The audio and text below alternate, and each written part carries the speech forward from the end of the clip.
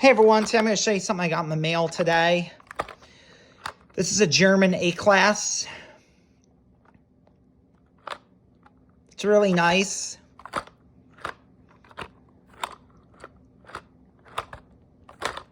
It's actually a pretty rare model. This is hard to find.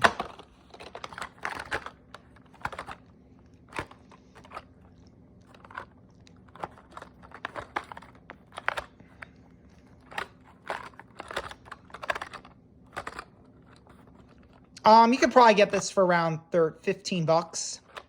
I got mine for around that price.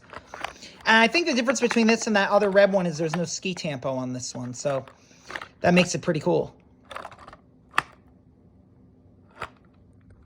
I just like the model in general. It's really nice, the A-Class. All right, guys. Thank you.